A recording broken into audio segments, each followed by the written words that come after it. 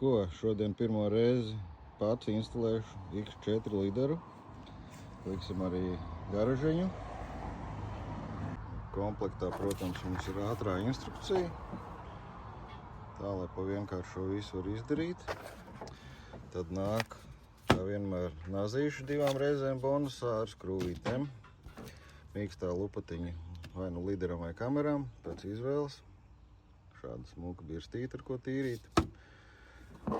Šāda mīksta birste, kas stiprināsies pie bāzes, kad liders brauc iekšā, lai vienmēr notīrījās.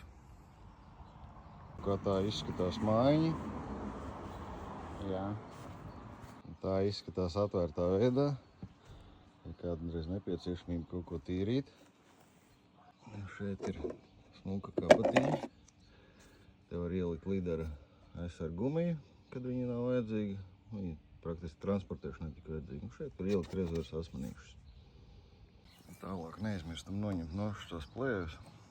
Tas saucamās transporta plēvus. Pēc tam būs sūdīgi. Un šo ir jāņem nost. Tas ir tikai transportēšanai. Savādāk viņš neko jums nezīmēs, nedarīs.